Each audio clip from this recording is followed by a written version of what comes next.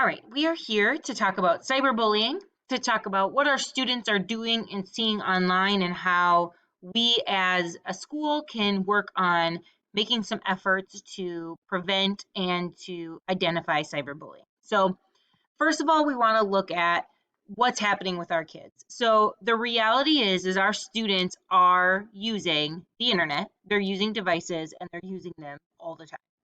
So 94% of our students own some type of mobile device. Now, this doesn't necessarily mean it's connected to the internet, but it means that they have the capability to get connected if there's Wi-Fi at the coffee shop or the library or a friend's house, that they have a device that's going with them everywhere that's capable of getting on the internet. And 89% of them have their own personal laptop or PC at home. So these kids not only are getting these access to the internet away from home, but they have the resources to access the internet when they are at home also. So we're looking at what the definition of cyberbullying is. So one definition says cyberbullying is the repeated use of technology to harass, humiliate, or threaten. Another definition says it's a child or group of children tormenting, harassing, humiliating, or embarrassing another child. So the big things to pick out that are similar in both these definitions are those words harassing and humiliating. It's important to recognize that cyberbullying is not a joke, it's not for fun, it's not funny, and it's also very intentional. This is not accidental. These kids are doing these things online to be hurtful and negative towards other children. It's also really important to kind of recognize that this is not a kids will be kids situation. This is not, let it play out, let them toughen up. These are very real situations where students are getting hurt and the well-being of our students is in jeopardy. So some statistics about cyberbullying. So the most common type of online harassment is mean comments. So about 1 in 4, 22.5%. So this is the, I hate you, be quiet, shut up, you're ugly, all the way to expletives, really derogatory, racial, gender stereotype comments, anything like that. 35% have sent a screenshot of someone's status or photo to laugh at them. So I think if we're being honest as adults, most of us have probably done this also, taken a screenshot of something we've seen online and texted it to a friend, maybe intentionally to be rude or cruel and maybe not, but our kids are doing this also. And they have less of a filter to know what's appropriate and not appropriate to be sharing with people. So about 1 in 3 students are doing this. And I might argue that I think it's probably even more that are taking these screenshots and saving them for the purpose of bullying. 61% of teens who reported bullying say it was because of their appearance, what they were wearing, what they were doing in a video, how they talk, things like that. 56% of online harassment victims reported that they had been harassed on Facebook. So we obviously know that social media is only growing. And so Facebook, Instagram, Twitter, TikTok, all these new platforms that students are getting on and finding ways to harass and bully other students. 7 in 10 young people experience cyberbullying before they hit the age of 18. So this is our students. This is 7 in 10 kids walking in our middle school have experienced this type of cyberbullying.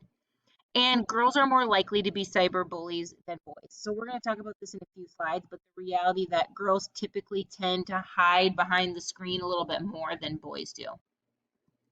So here is kind of an answer to that question. Who is cyberbullying? So boys are more likely to bully in person, while girls are more likely to bully online. Students typically try to gain social status through cyberbullying. So this means tearing someone else down, and girls are more likely to do this with their words, while boys are more likely to do this through their physical action. Girls tend to use these harmful words, this labeling, using slut, whore, bitch, these words that we typically hear girls call each other.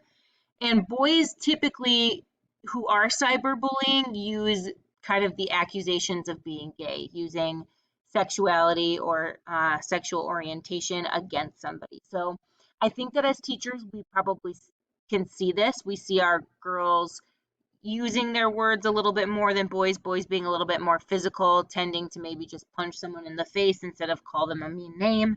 And so this translates online pretty strongly. Girls are going on and saying these things maybe more boldly than they even would in person. And boys, while they are doing it, yes, are far more likely to do something physical and in person than a girl. But absolutely, boys are still cyberbullying and still a huge part of the problem. So what is exactly happening online? So harassment is about 42%. So 42% of teens receive a message telling them they saw something nasty about them online. So this is your friend texting you and saying, "Hey, you need to look at this. Someone said something about you." So these are the types of harassment we're seeing. About 12% is of sexual comments of some sort. 20% is online rumors, so making stuff up about other kids. And 22% is those mean comments. 45% is other. So this is, again, posting pictures, videos, making snide comments, things like that. Exclusion is another big piece of what's happening online. So leaving people out. 30% of teens have changed their plans to deliberately exclude another teen. So our kids are getting online at night and they're intentionally not inviting other students or kids to be a part of their group. So here's another look at some of those harassment pieces. 35% said they've sent a screenshot to someone. 25% have trolled someone in an online game, so kind of followed them, harassed them, made comments to them. 17% like or shared something that openly mocked another person. 16% have done something subtly to annoy someone they didn't like online. 12% have sent a nasty message, or privately or public, and 5% have created a fake profile. So just some things that our teens are doing online. Some more things that are happening online are outing. So this is the idea of embarrassing or harassing someone using their personal information. So this is a photo with their face on it. This is their full name. This is maybe, Jacob on the basketball team. Really being clear and specific about who they're picking on versus maybe, the girls in the lunchroom. So while that could be identified by some students, it's not as clear as saying, Jackie sitting at the third table. That would be outing. Cyber stalking is following someone and harassing them on multiple sites, multiple days, and using threats of harm. So this is just kind of, again, this is what we maybe would consider trolling also, is just following these individuals around online, finding them on Facebook, finding them on Instagram, kind of commenting on all their stuff and not really leaving them alone. Creating fake profiles. 50% of students receive a message from someone who isn't who they say they are. So kids logging in as other kids, creating profiles. A lot of this unfortunately happens with younger kids pretending to be older and older people pretending to be younger. We have to be really careful about, there's unfortunately a lot of older individuals who present themselves as teens online to buy trust and confidence from our students. And then catfishing, luring someone with an identity that is not your own. So again, this is kind of with that fake profile, is trying to convince someone to meet you, that you are somebody that you're really not. So where is cyberbullying happening? Right now, Instagram is one of the higher trends. Facebook is just underneath. Snapchat. WhatsApp is a new messaging app. I guess it's not maybe new, but it's a messaging app where they can text each other somewhat anonymously. YouTube and Twitter. So these all are very familiar to us as teachers. Most of us teachers have these accounts ourselves. And so it's just kind of happening in our own back door, so to speak, virtually. Why is it happening? So why are kids choosing to be cyberbullying? What are they choosing to say? Like, what are the reasons that it's happening? So when teens were surveyed, typically the bullying is about appearance. That's the largest reason. It can be about their academic achievement, their race, their sexuality, their financial status, or their religion. So the reality of cyberbullying, I think as teachers, this is really important for us to kind of just step away from some of the fluff and the numbers and look at the severity of what's happening. So teens believe cyberbullying is normal and they don't want their parents to get involved. So this has kind of become part of their world. They see it all the time.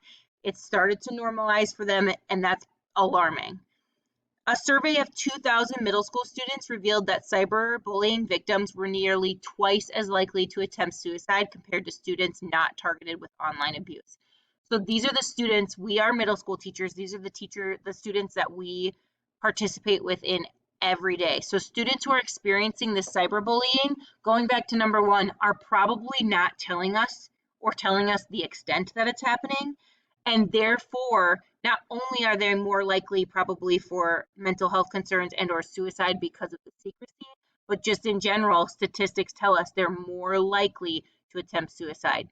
And there's a new phrase that has been coined called bullicide, and it's essentially this suicide from bullying. So the bullying gets so overwhelming that students choose to take their own life. So it's defined as suicide that is influenced by bullying or peer abuse. And this is becoming far too common in our society. So there is some legislation that's been passed regarding cyberbullying.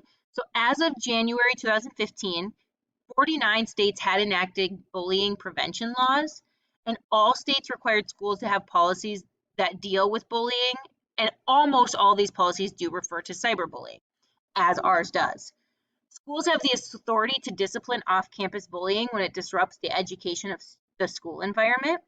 And the courts are oriented towards supporting the First Amendment right, which is free expression, but there is certain expression that is not prevented. So that's anything that substantially or materially disrupts their learning, interferes with the educational process or school discipline, utilizes school-owned technology to harass, or threaten other students or infringe on their civil rights. So I think the big one here for us is a couple things, is disrupting that school environment. So the school is allowed to step in as soon as it becomes an issue for the school environment and the learning of students, and when it's happening on school technology. It is not any less important when it's happening on personal devices, but the way that the school can control that becomes a little bit more distant when it's happening at home versus on a school computer. So some things that we're going to really look to push for students. So as teachers here at JCMS, things we're really going to ask our students to do to take a stand and a step forward for cyberbullying. So first of all is report. Report the cyberbullying to us. Report it to the websites directly if you'd like to. Just tell somebody. Collect evidence that it's happening. So this is maybe an appropriate time to teach kids, yes, in this case, a screenshot is appropriate, so you can bring it to someone and let us know. Talk to a trusted adult. Find a teacher at school that you feel safe telling about cyberbullying. Be kind to kids. Demonstrate the compassion for kids that are being made fun of. It doesn't take anything for you to just be nice to someone. They should be participating in this kind of team mentality, work together. So the more of them that stand up against it, the more effective it'll be. Tell the bully to stop. Use your words, use your actions, and tell the bully to stop. Don't encourage cyberbullying, so don't post on a post, don't comment, don't like it, don't share it. Stay out of the way of cyberbullying. If you know there's a lot of stuff happening on a certain website or social media site, take a break, step away, wait for it to clear up, or maybe stay away permanently. And then don't give up. Don't just say it doesn't matter and walk away. We talk a lot about that bystander mentality. So making sure kids understand, their students understand that that also applies to online. So those are the things we're going to ask kids to do here at school. Then when we're talking to parents about cyberbullying, there are some things that we can encourage our parents to do also. First is monitor to make sure that they're keeping track of what their kids are doing online, just like we are doing at school. Talk to kids about bullying and internet safety. This might mean that you need to provide parents with some resources to do that, but encourage them to start those conversations. Encourage their child to speak up against cyberbullying. So just like at school, kind of promote that at home, that you can say and do something. And then just overall encourage parents to be spending as much time with their kids offline. Get them off devices, get them outside, read with them, do homework with them, play a game with them. Try to engage them in other places other than the internet. And then what are we going to do at school? What are our action steps at school to take care of cyberbullying? So we're really going to work to build empathy and understanding in students. We're doing a lot of social emotional classes and learning. We're really focusing on that climate and culture of our school. We're going to teach online safety skills in every grade. So all 6th, 7th, and 8th graders are going to get lessons on digital citizenship, internet safety, digital footprints, things like that. We're going to discuss and debunk misperceptions about digital behaviors. So like I said earlier, a lot of kids just assume this stuff is normal, and we need to play our part in making sure that we kind of discuss and kind of pick apart those myths and really help them find the facts and the truth. Our school has created and will continue to create policies regarding cyberbullying that are equitable and to be used to administer disciplinary action against cyberbullying. So we as a school will have a policy that has disciplinary actions, and we'll need to administer those evenly and fairly to all students. And we're going to continue prohibiting the use of cell phones during school hours. So our students are not allowed to have their phones at school. All of us teachers need to kind of be proactive to try to limit the amount of technology that they're getting to use personally during the school day. If you need more resources and you want to look into more things about cyberbullying, here are the resources, and thank you.